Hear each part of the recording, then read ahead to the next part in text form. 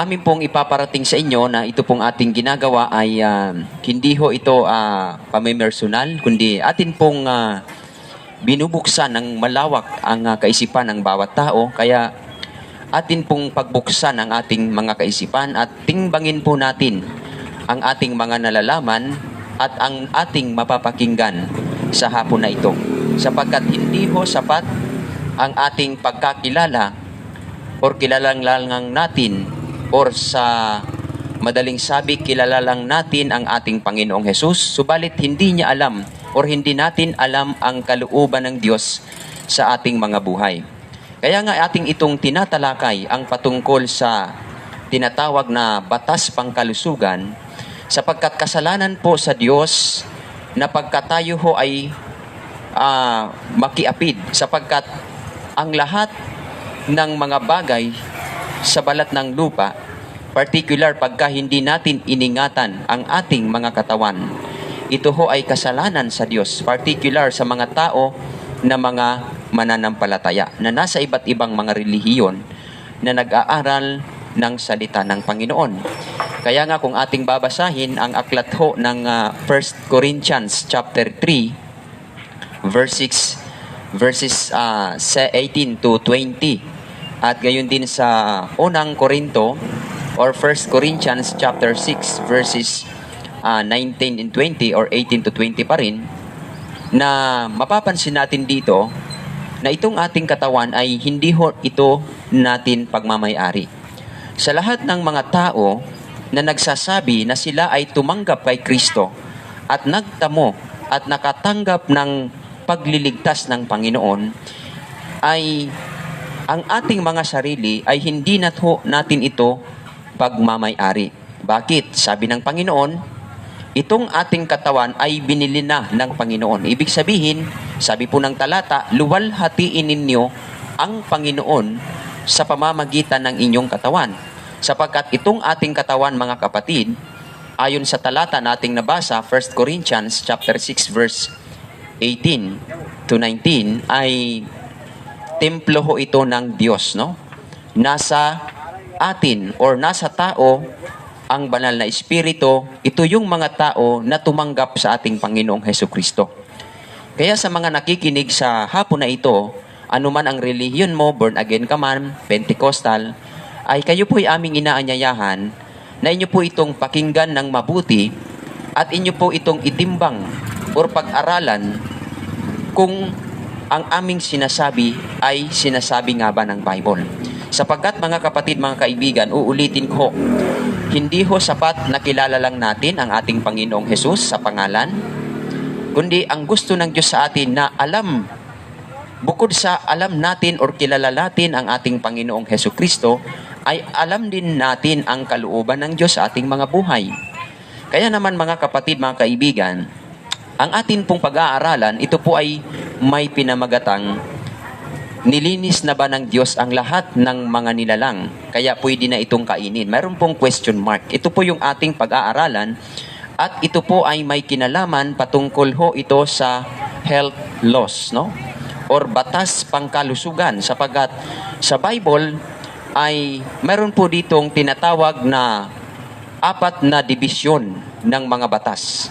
Una, babalikan ho natin, ito po ay aming napangaral doon sa kabilang kanto, na ito pong batas na tinatawag na civil law, no? Or civil na batas. Kasama po dito itong mga pagka ikaw ay gumagawa sa araw ng Sabat, ikay pinaparusahan, binabato ka hanggang sa ikay mamatay. Pag mangahuli ka po ng pangangalunya, mayroon pong batas noon na tinatawag na civil sa panahon ng sa Israel, ay sila po ay pinapatay, binabato, pinaparusahan. Ito po ay saklaw sa tinatawag na civil law, no?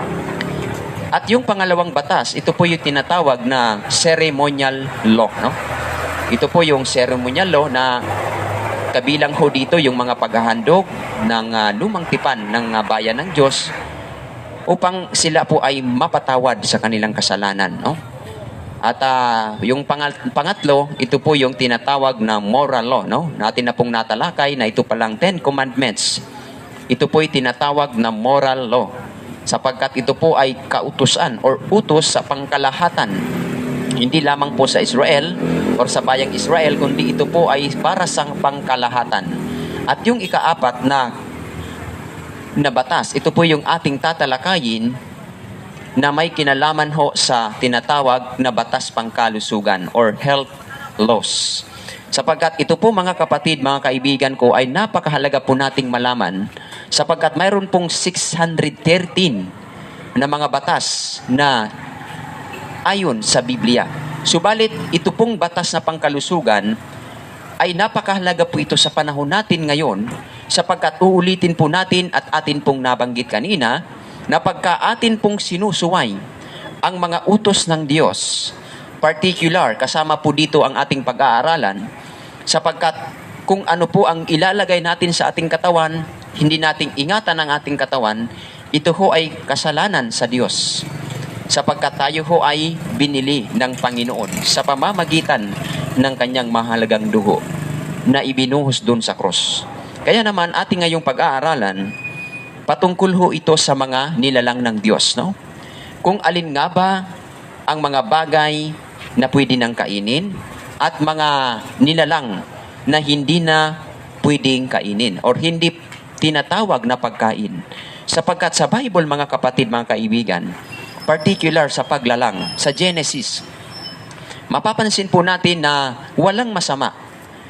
Nang sinabi ng Diyos, matapos niyang likhain ang lahat ng mga bagay, sabi ng Panginoon sa aklat ng Genesis chapter 1 verse 30, kung hindi ako nagkakamali, na sinabi ng Panginoon na ang lahat ng nakita niya ay napaka mabuti.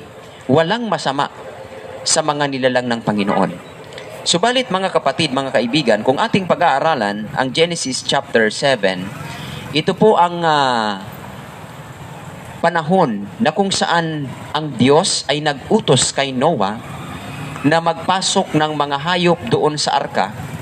At atin pong mapapansin dito na dalawang klase po ang hayop na ipinasok ni Noe sa arka. Yung isa ay malilinis at yung isa ay marurumi. Ang layunin mga kapatid ng malilinis ay upang pagkain ng tao pansamantala sapagkat ang gagawin ho ng Diyos sa sanlibutan sa kapanahunan ni Noe ay kanya po itong gugunawin sa pamamagitan ho ng tubig. Dahil ho ito sa resulta ng pagkakasala ng tao sa buong sanlibutan. Kaya naman sa madaling sabi, nang dumating ho ang baha, lahat ng mga pananim ay nangamatay or namatay maliban lamang doon sa mga naligtas na mga hayop. Kaya naman mga kapatid, doon ho nagsimulang kumain ang tao na tinatawag na mga karne. Sapagkat sa original na paglalang ay mapapansin natin na ang original na pagkain ng tao ay fruits, grains, and nuts. Kahit nga yung vegetables ay hindi ho pagkain ito ng tao sa original. Kaya naman ang tao noon, ang buhay ng tao ay umaabot ng napakahabang buhay or napakahabang panahon ang kanilang gulang. Isa po sa aking babanggitin ay walang iba kundi si Methuselah, Si Methuselah or si Methusalim ay umabot sa edad na 969 years old, At gayon din ang sumunod sa kanya, walang iba kundi si Jared na umabot si 962 years old. At ang sumunod kay Jared ay walang iba kundi si Noah, na umabot ng 950 at sumunod si Abraham, 930. Mapapansin po natin dito na ang edad ng tao ay napakahaba dahil po sa kanilang kinakain. Subalit ng after the flood, matapos po ang baha, mga kapatid, ay kumain ng tao ng karne, kaya hanggang sa umikli ang buhay ng tao, umabot na lang ng 700, 600, 500, 400 at saka 300. Hanggang sa panahon natin ngayon, umaabot na lang mahigit ng 100, yung tao. So yan po mga kapatid ang resulta ng pagkain ng tao ng karne. Subalit mga kapatid, mga kaibigan ko, pagdating ho sa aklat ng Levitico, dito ho dinitalye ng Panginoon sa pamamagitan ni Aaron at saka ni Moises ang pagkakilanlan ng mga tinatawag na karumal-dumal at malilinis. Nais ko lamang pong pansinin ninyo na yung salitang karumal-dumal ay hindi ho ito kabilang sa pagkain. Kaya nga tinawag na karumal-dumal. At pagka sinabi namang malinis, ito po ay consider na tinatawag na pagkain. Kaya naman ating pong buksan ang ating mga Bible in the book of Leviticus chapter 11. Sapagkat dito po natin titingnan sa Biblia na ito po ang pagkakilanlan or identity ng mga nilalang ng Diyos na itinuri na pagkain ng Diyos, no? Nasabi po ng Biblia, at sinalita ng Panginoon kay Moses at kay Aaron na sa kanila'y sinasabi, inyong salitain sa anak na Israel. Akin na po itong ipinaliwanag na ito po ay tumutukoy una doon sa bansang Israel or sa bayan ng Diyos. Subalit tayo mga kapatid, tayo po'y tinawag na bayan ng Diyos. According sa Ephesians chapter 1 verses 13 and 14, na matapos nating mapakinggan ang ebanghelyo na nagdudulot ng kaligtasan, tayo ay tinataka ng banal na espiritu bilang tanda ng pagkahirang sa inyo. Kaya naman, yung mga tao na nasumampalataya sa ating Panginoong Hesus, sila ho ay tinawag na bayan ng Diyos. Kaya ito pong mensaheng ito, para ho ito sa inyo, para sa atin. Sapagkat tayo po ay matatawag na Israelites, spiritual. Kaya naman mga kapatid, mga kaibigan ko, sabi po ng Biblia, alinmang may hati ang paa at baak at ngumunguya sa mga hayop ay inyong makakain. Ano daw mga kapatid? Yung baak ang paa at ngumunguya ay inyong makakain. Ito po ang unang pagkakilanlan ng hayop na binabanggit ho dito sa Levitico. Baak ang paa at ngumunguya. Pagkain ho ito sa mga hayop. At sa verse 4, gayon may huwag ninyong kakainin or kakanin. Ito naman ang bawal or hindi ipinahintulot ng Diyos na kainin. Ang mga ito na ngumunguya, datapwat, hindi hati ang paa or hindi baak ang paa. Ano ang sabi? Karumal-dumal ito sa inyo. Kaya isa po dito mga kapatid sa ating babanggitin, itong kamelyo, sapagkat ngumunguya, ngunit walang hati ang paa, karumal-dumal nga ito sa inyo. Kaya itong kamelyo, hindi ho ito tinawag na pagkain. Bakit ho ito nilalang ng Diyos? Sapagkat ang kamelyo mga kapatid, sa panahon ng ating Panginoong Hesukristo at gayon din sa panahon ng lumang tipan, ito ho ay kanilang ginagawang sasakyan, no? Wala pa naman noong mga tricycle, wala pa naman noong four wheels. Kaya ang kanilang ginagawang panglalakbay na bilang mas madali silang makarating or hindi sila mapagod sa paglalakad, walang iba kundi itong kamelyo. Kaya ang kamelyo, mabuti ho ito na nilalang ng Diyos, subalit hindi ho ito kabilang sa pagkain, sapagkat ito ho ay sasakyan ng tao. At sinabi po dito sa verse 5, at ang kuneho, sapagkat ngumunguya, datapwat walang hati ang paa, karumal-dumal nga ito sa inyo. Itong kuneho mga kapatid, hindi ho ito itinuring ng Diyos para sa kanyang bayan at ayon sa Biblia na pagkain. Ang kuneho po mga kapatid, ito po ay mga pets, no? Hindi dapat ito kainin ng tao sapagkat ito ho ay karumal-dumal. Hindi ho siya tinawag na pagkain ayon sa Biblia. At sa verse 5, sa verse 6, at ang liebre, sapagkat ngumunguya, datapwat walang hati ang paa, karumal-dumal nga ito sa inyo. At sa verse 7, at ang baboy, ito po ay word per word na sinasabi po ng talata na baboy. At ang baboy, sapagkat siya'y ngumunguya, pansinin natin sapagkat may hati ang paa at baak, datapwat hindi ngumunguya, karumal-dumal nga ito sa inyo. Kaya hindi po, kaya maliwanag po na binabanggit ng Bible na hindi ho 70 Adventist ang may kagagawan, no? Or nagsasabi na ang baboy ay hindi pinapakain. Biblia ho ang nagsasabi. Diyos po mismo galing ho sa kanyang bibig sa pamamagitan ng kanyang mga propeta na hindi ho ito inaalaw or hindi ho ito ipinapahintulot na kainin yung baboy sapagkat ito ho ay karumaldumal.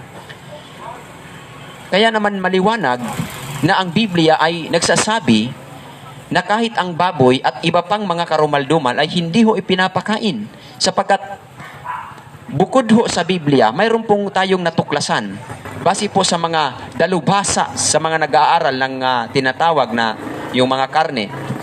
Ewan ko kung anong tawag sa kanila. Sila po ay mayroong natuklasan, particular dito ho tayo sa baboy, didiinan ko ho ito para atin pong maunawaan. Ang baboy ho mga kapatid, mayroon pong natuklasan dito na tinatawag na trichina larva, no?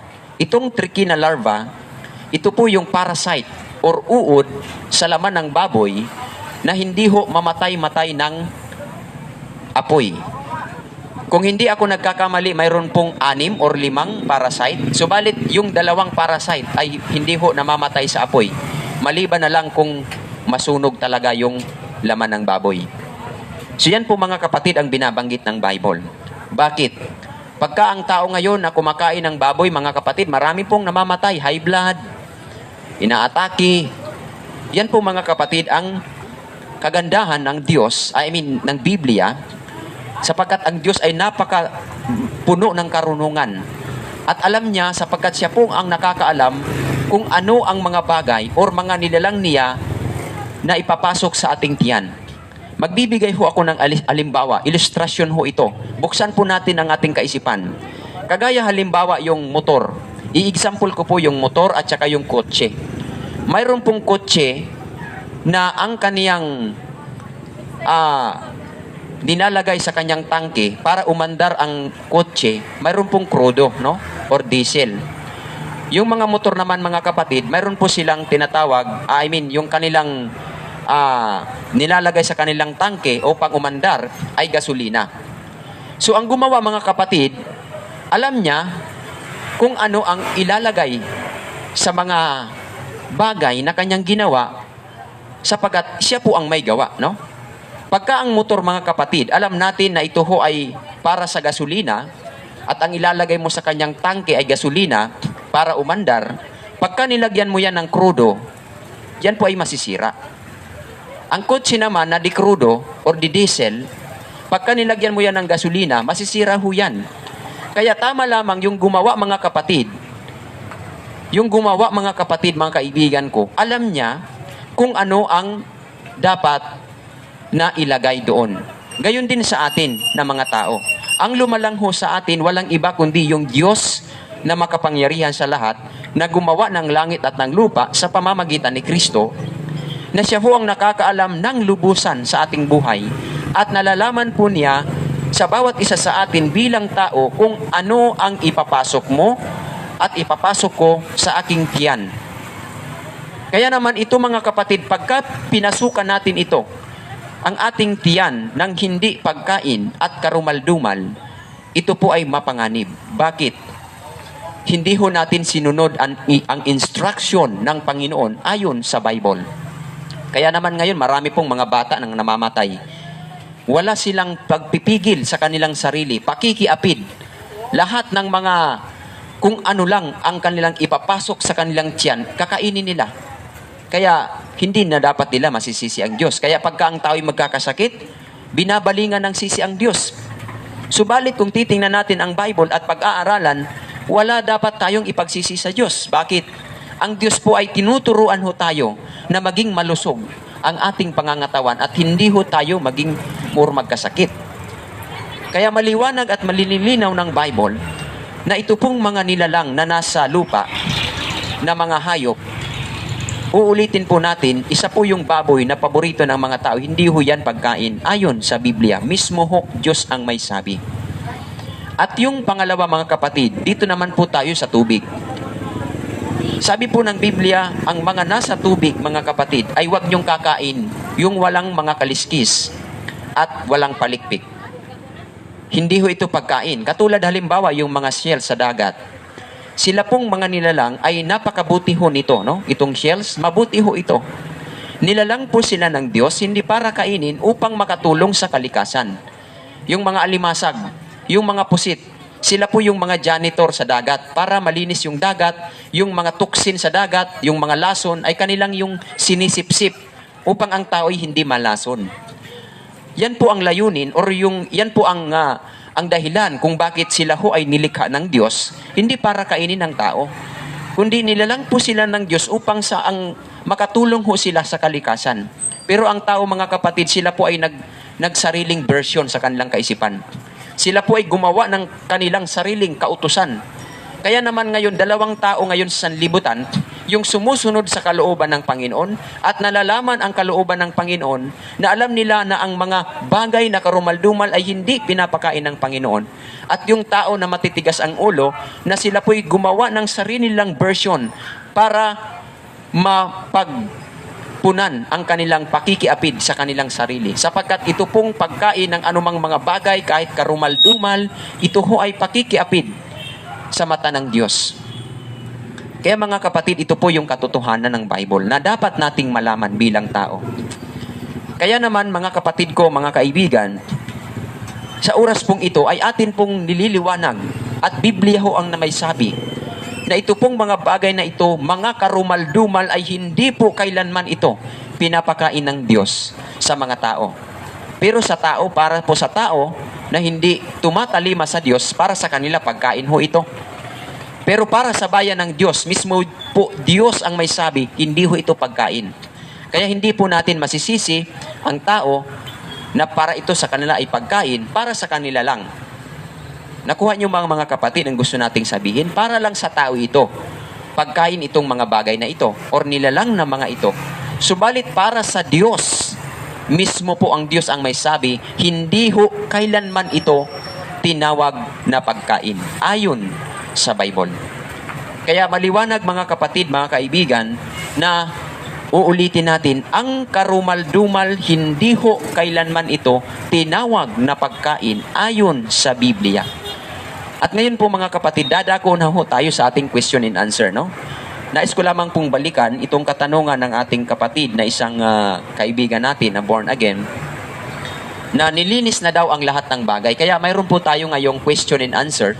Sasagutin ho natin ang mga talata sa Biblia na ginagamit po ng ibang mga ngaral upang iligaw ang tao at upang ang tao ay dayain. Ito pong nasa Marcos Kapitulo 7. Na sinasabi po sa Marcos Kapitulo 7 na hindi ang pumapasok sa bibig ang nakakapagparumi sa tao, kundi ang lumalabas. Ang sabi po ng talata, mga kapatid, sa Marcos Kapitulo 7, na sinabi po ng ating Panginoong Heso Kristo na ang pumapasok sa bibig ng tao ang siyang hindi nakakapagparumi sa tao, kundi ang lumalabas. Tama naman ho. Tama po ang sabi ng talata at tama ho ang sabi ng ating Panginoong Heso Kristo na hindi ang pumapasok sa bibig. Pero mga kapatid, i-consider ho natin yung context sa pag-aaral ng Bible. Sapagkat mapanganib po ito pagka atin pong bubunutin yung talata at atin pong i-interpret sa ating sariling interpretation, hindi po Diyos ang may sabi niyan, no? Kundi ang tao lamang na gustong punan ang kaniyang kagustuhan.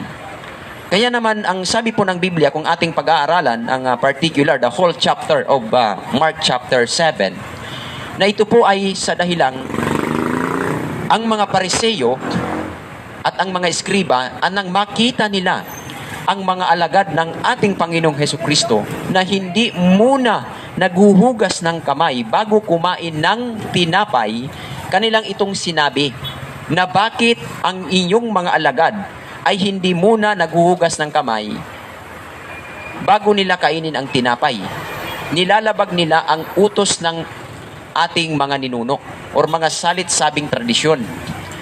Para kasi mga kapatid, yung background ng Marcos Kapitulo 7, ang issue po dito, para po sa mga Hudyo noon, pagka ikaw, tao, kumain ka ng tinapay, ang issue dito, pagkain ho dito, hindi po kasama yung baboy. Pagka ikay kumain ng pagkain, tinapay ang issue dito, na hindi ka naghuhugas ng kamay para sa kanilang kaisipan, para sa kanilang tradisyon, nagkakasala ka sa Diyos.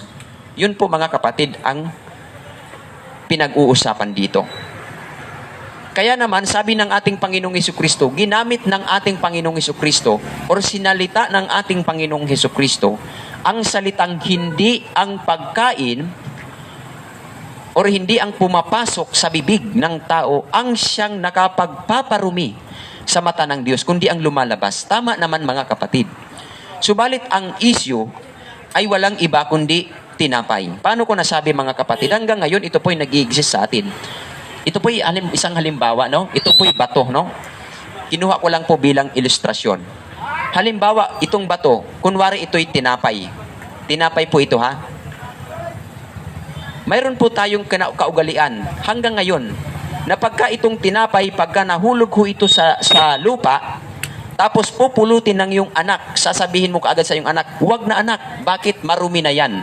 Ang tanong, pagkain po ba yun o hindi? Pagkain pa rin, tinapay. Parang ganito mga kapatid, ang kaisipan ng mga Hudyo. Nakuha niyo po ba ang gusto kong sabihin? Parang ganito rin mga kapatid. Na pagka ang iyong mga anak, ang ating mga anak, mayroong pagkain na hulog, na dumihan yung pagkain, pupulutin ng anak mo at kakainin, sasawayin natin, huwag anak, marumi na yan. Diba? Parang ganito mga kapatid, mga kaibigan. Wala ho ditong kinalaman ang baboy sa talatang ito. Kaya naman mga kapatid, mga kaibigan ko, isa po naman sa ating sasagutin, mayroon pa po tayong oras, itong nasa Gawa, Kapitulo 10, no? Na kung ating babasahin ang aklat ng Gawa, ito po'y ginagamit ng maraming mga ngaral upang sabihin na lahat ng mga nilalang ng Diyos ay pwede nang kainin. Itong nasa Gawa, Kapitulo 10, ang talata ay 10 hanggang 13, na kung saan si Pedro ay nagutom. At sa kanyang kagutuman ay bumukas yung kalangitan. Sabi po ng verse 11, at nakita niyang bukas ang langit at may isang sisidlang bumababa gaya ng isang malapad na kumot na nakabitin sa apat ng panulok na bumababa mula sa lupa or bumababa sa lupa. At sa verse 12, na dooy naroroon ang lahat ng uri ng mga hayop. Pasama po dito baboy, ahas, kasi lahat ng uri ng hayop na may apat ang paa at mga nagsisigapang sa lupa at ang mga ibon sa langit. At sa verse 13, at tumindig sa kanya ang isang tinig or sinabi sa kanya ang isang tinig, magtindig ka Pedro, magpatay ka at kumain. Kaya naman pagka binabasa ho ito ng karamihan, pinuputol, wala na. Kaya pwede nang kainin. Mapanganib po mga kapatid. Kailangan i-consider natin yung whole context kung ano ang ibig sabihin ng talata. Ngayon mga kapatid, mga kaibigan, meron po akong gustong ipapansin sa inyo. Sapagkat ito po ay makatlong beses na nangyari kay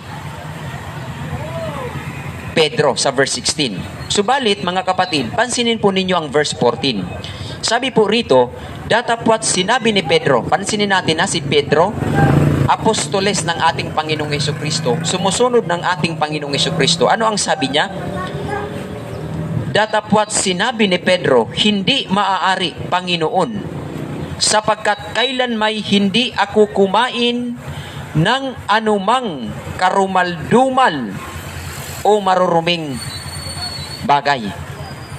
Kaya dito pa lang sa verse 14, magtataka na ho tayo sapagkat si Pedro, ito po'y alagad ng ating Panginoong Hesukristo. Kanyang pinag-isip-isipan kung ano ang kahulugan. Sapagkat una, ito po'y pangitain, hindi ho literal. Alam ni Pedro na mayroong kahulugan na gustong iparating ang Panginoon sa kanya. Kaya sabi ng ating kapatid na si Pedro, Panginoon, kailanman hindi ako kumain ng anumang karumaldumal. Datapat sinabi ni Pedro, maari Panginoon, sapagkat hindi ako kumakain ng anumang bagay na marurumi at karumaldumal sa verse 14. Kaya naman sa verse 15, muling dumating sa kanya sa ikalawa ang tinig na nagsasabi, ang nilinis na ng Diyos ay huwag mong ipalagay na marumi. Kaya sa verse 15, pagka binasa naman po ito, puputulin na naman. Kaya pwede nang kainin. Subalit mga kapatid, mga kaibigan, pansinin natin. Sa verse 17, samantalang natitihalang totoo si Pedro sa kanyang sarili kung ano ang kahulugan ng pangitain. Pansinin natin si Pedro hindi ho agad niliteral ang sabi ng Panginoon, kundi kanya itong pinalawakan ng kanyang kaisipan kung ano ang kahulugan ng pangitain. Kaya naman si Pedro, mga kapatid, una, pansinin natin, hindi kumain ng anumang bagay na marurumi at karumaldumal. Pangalawa, yung sinabi ng Panginoon sa Gawa Kapitulo 10, ang talata ay 10 hanggang 14, hindi agad niliteral ni Apostol Pedro, kundi kanya pong pinalawakan ang kanyang kaisipan at inunawa kung ano ang kahulugan ng pangitain. Kaya naman, mga kapatid, ang sagot nasa 27 or nasa verse 27 hanggang 28 na ganito ang sinasabi, at sa pakikipagtalastasan or pakikipagsalitaan niya sa kaniya'y ay pumasok siya at kaniyang naratnan ang maraming nangagkatipon. Pansinin natin At sa verse 28, at sinabi niya sa kanila, nalalaman ninyo na hindi matuwid sa isang taong Hudyo na makisama o lumapit sa taga-ibang bansa.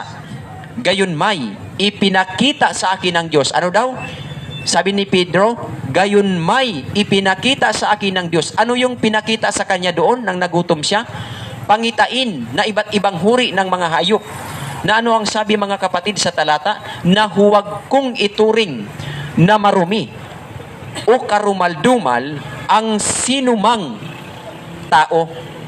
Yung nakita ni Pedro doon sa pangitain na hindi niya lubos maunawaan kung ano ang kahulugan, sa verse 27 ng Gawa Kapitulo 10 hanggang 28 ay doon na liwanagan si Pedro na yung palang nakita niya doon sa pangitain na mga iba't ibang uri ng hayop, ang kahulugan pala yun, mga kapatid, ay tao ang kahulugan pala noon. Na sinasabi ng ating Panginoong Diyos na wag ninyong ituring na marumi o karumaldumal sapagkat ito'y nilinis ko na. Tao palang tinutukoy. Tayo po na mga tao. Bakit po, mga kapatid? Sapagkat sa kapanahunan ng ating kapatid na si Apostol Pablo, ang mga Hudyo at saka mga Hintil, pagka sila po'y nagkikihalubilo para sa kaisipan ng mga Hudyo, karumaldumal at nagiging marumi din sila. Kaya sabi ng Panginoon, hindi gayon. Lahat ng mga tao sa buong sanlibutan ay nilinis ko na. Binayaran sa pamamagitan ng mahalagang dugo ni Kristo na ibinuhos doon sa cross. Kaya maliwanag at nililiwanag po ng Biblia na ito pong mga talata na ating nabanggit at ating pong pinag-aralan ay maliwanag na hanggang ngayon ay nagpapatuloy na ang lahat ng mga bagay na mga nilalang dito sa balat ng lupa ay mayroon pa pong mga karumaldumal at marurumi na hindi po kailanman ipinapakain ng Diyos sa lahat ng tao. Kaya naman, mga kapatid, pansinin po natin, ang mga tao na sumusuway at hindi tumatalima sa kalooban ng Panginoon at kanyang pinupunan ang kanyang sarili sa pagkikiapid, ay madali pong mamatay ang tao, mga kapatid. Nagkakasakit sapagkat ito po ang resulta sa paglabag sa utos ng Diyos, sapagkat ito pong health loss or batas sa pangkalusugan, ito po ay batas na nanatili hanggang ngayon. At ito po ay nagpapatuloy, mga kapatid, sapagkat kung lahat ng mga nilalang or lahat ng mga hayop ay nilinis na ng